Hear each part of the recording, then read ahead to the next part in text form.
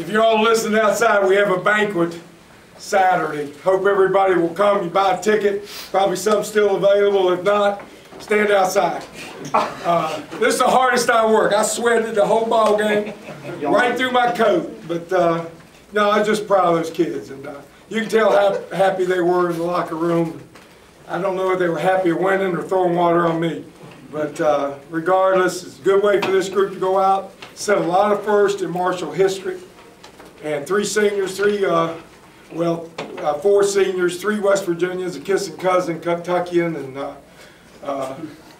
you know, I'm proud of them, and they played the whole time. I told them in the locker room, you know, I'm really happy for this win, but I was really happier every day that I got to practice and go out and practice with them. Every day I got to travel with them. Every day I got to live this part of their life. So my many thanks to the fans, great fan base.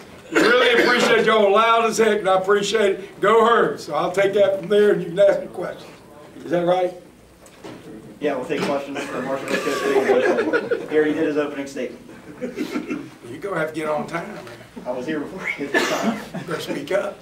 All right. Question. Oh, that's it? Talk about, no, it's not it. Talk about CJ's taking them off the dribble in the second half.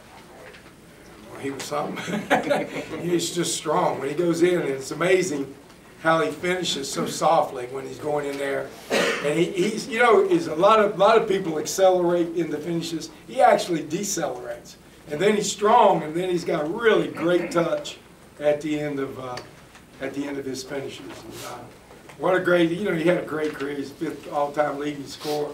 I don't know how many points did he have? 28. Huh? 28. You know, he's done so much. This whole crowd has done so much. And, you know, we got Tavion, and Tavion, you get that? Tavion. Oh, what's up? You hear that? Tavion? Yeah.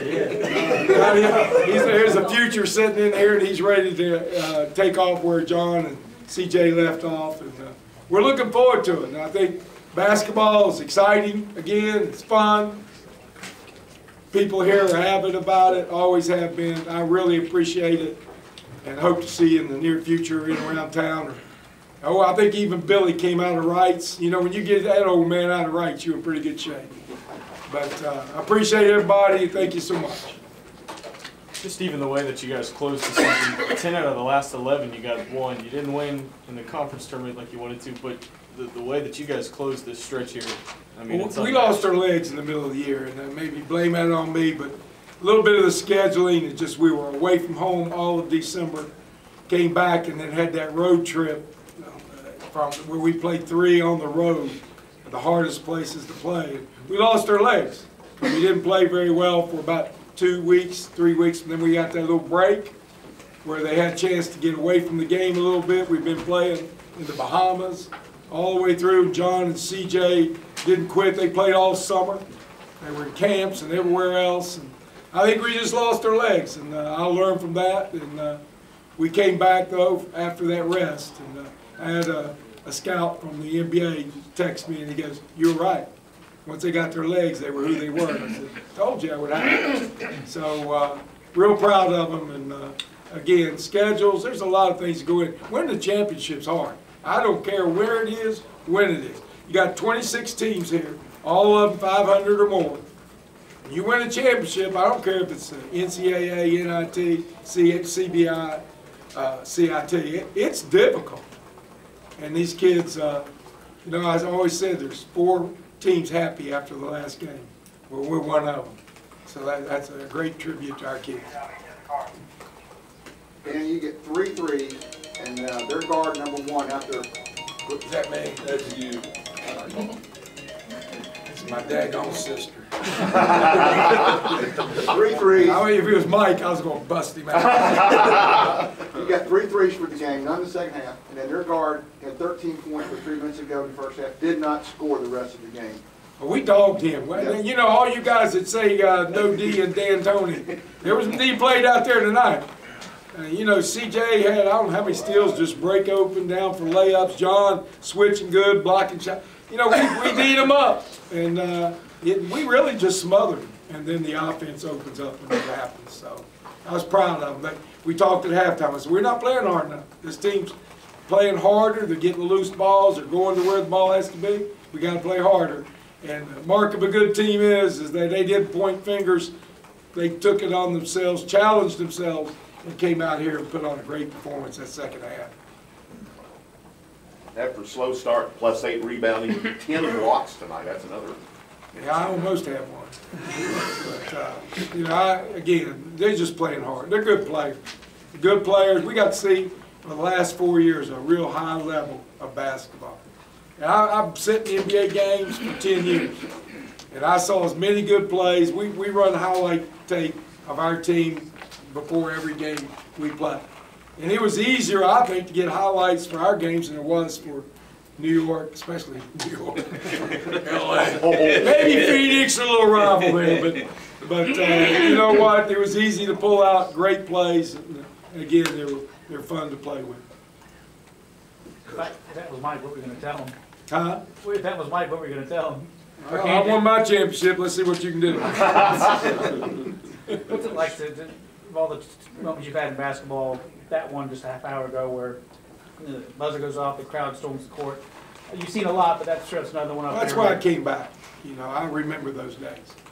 And I was here, I guess, a couple of years before I came back. And it didn't seem like the same place. And I owed Dr. Pegley trying to get this job. And, real fortunate that I was able to. I want to thank the athletic department for giving me a chance. And you know what? That's what I wanted to do. And these guys out here made it come true. So I'm just appreciative, you know, real good. Coach, you guys were down double digits in that first half. Tavian gave you a big lift on both ends of the court. Tavian didn't play worth a crap. I can't. You know, if I start building him up now, I won't be able to handle him when he's a senior. So we'll just wait a little bit. But he played really, really well. And he does the whole time. You know, he plays efficiently, without many mistakes. And that's for a freshman. And I've taken him off his position. He was a point guard in high school. When I saw him, point guard at AAU, and I got him point, 2, 3, 4, center. Didn't matter. He was up to the task and a better person than he is a player, although he's a great player. All good? Yeah, get to the stars. Guys, come around this way.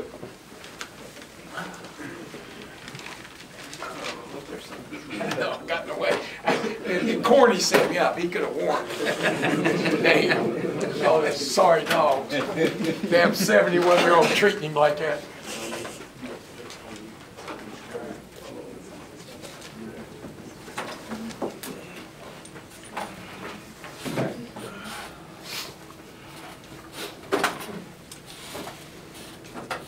Questions for the guys, and tonight was Tavian's first career double-double.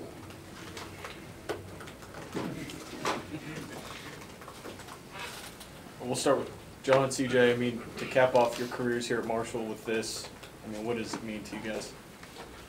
It means a lot. Just the work we've put in, the program shifting from where it was to where it is now. You saw how many people were out there watching, supporting. So it means a lot. We've been very fortunate to have a coach who believed in us from day one. I think we were, me, CJ, Rondell, Christian, I think a lot of us were highly under-recruited when it came time to make that decision. And Coach D'Antoni took a chance on us. He gave us the keys and just let us go to work. So I think we've been very lucky and very blessed. But going out like that, winning the last game of the season, like Coach said, not many teams get to do that. So having that chance to do it and finish it in Huntington, where it all started in West Virginia, with Marshall across our chest, that's a storybook ending to me. Yeah, just to piggyback off what he said, you know, it means a lot. All the obstacles we all been through our time being here, it just means a lot. We went through tons of ups and downs, and our fans and coaching staff, they just remain with us. They know what type of team we can be, but it takes a different type of mentality to get there. So they know what we can do, and what we did has just been unbelievably special, and it just means a lot. CJ, you mentioned your fans. How much were you kind of feeding off them in the second half? A lot, a ton. We got some of the best fans in the country. They come out day in and day out and just tear their butts off, and it just means a lot.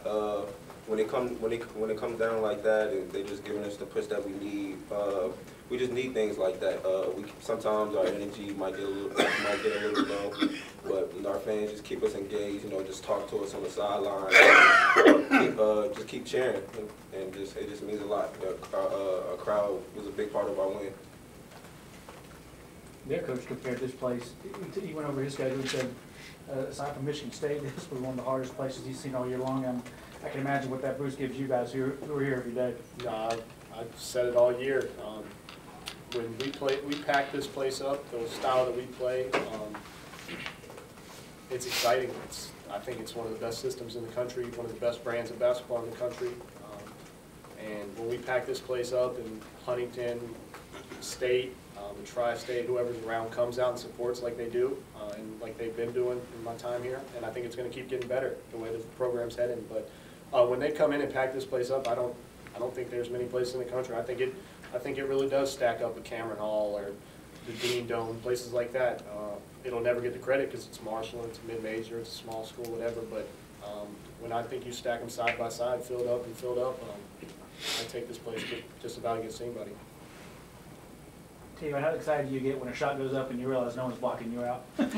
It's like free reign, isn't it? Yeah, definitely, because all year I've been stopped from alley-oops. I've been stopped from getting to the bucket. I've had to shake and bake and get around a lot of people just to get it. So Coach Corney, he told me they don't box out. He was like, you can get every rebound. And Rougeau preaches to go to the glass every single day in practice. So he was like, they don't box out. This could be your game.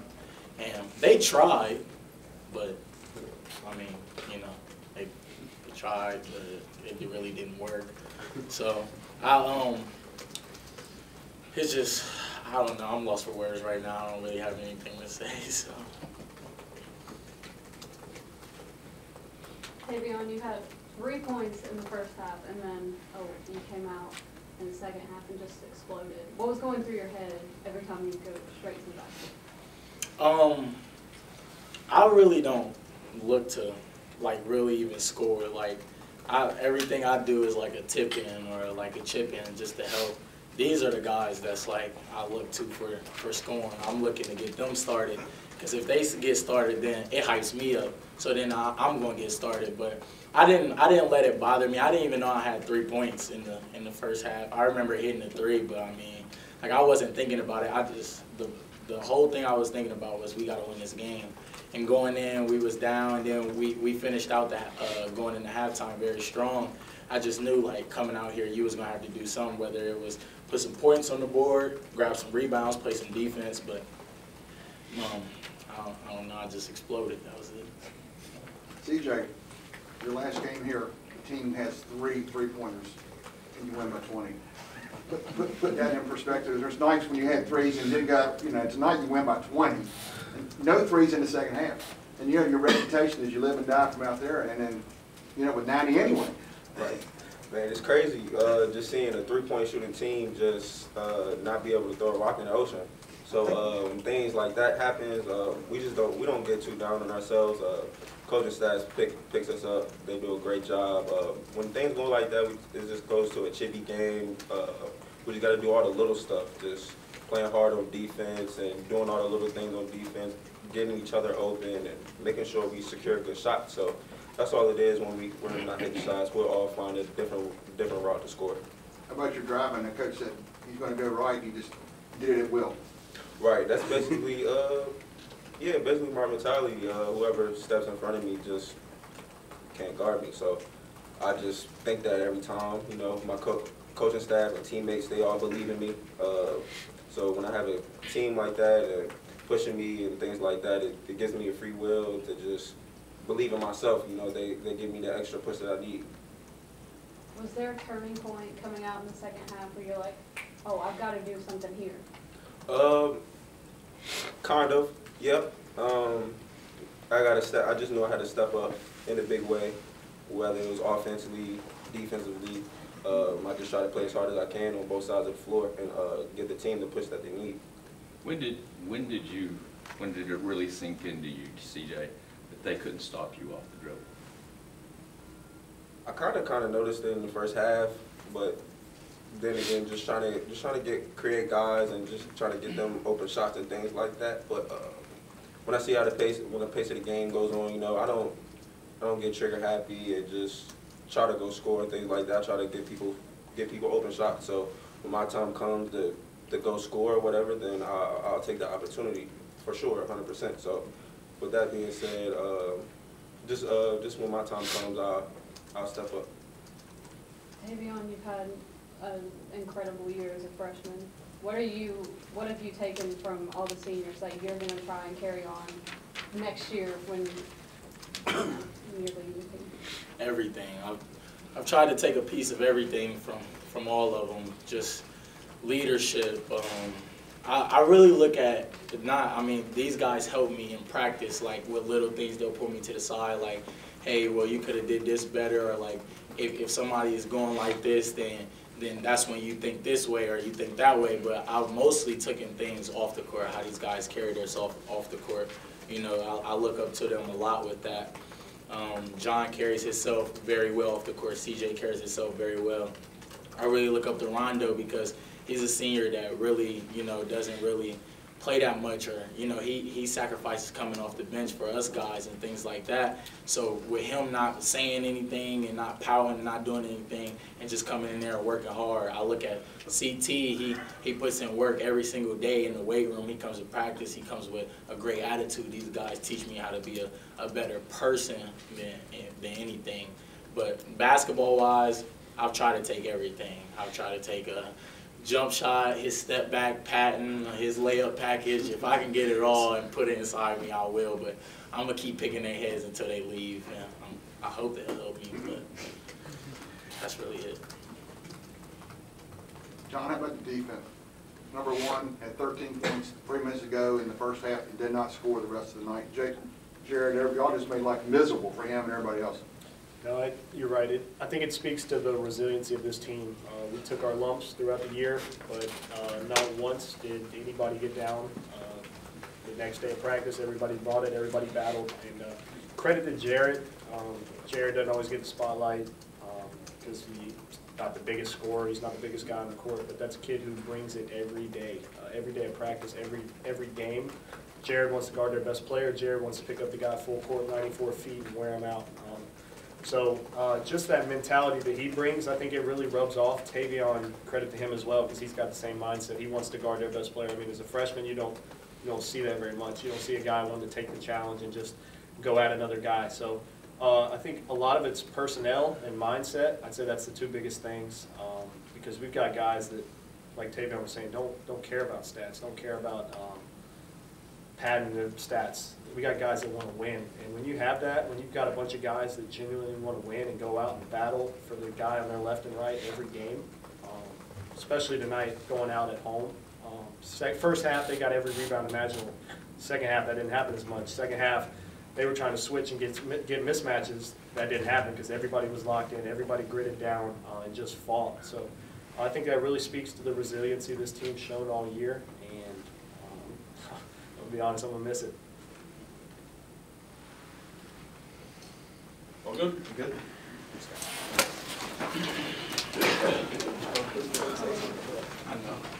I've got it. You got me red-handed.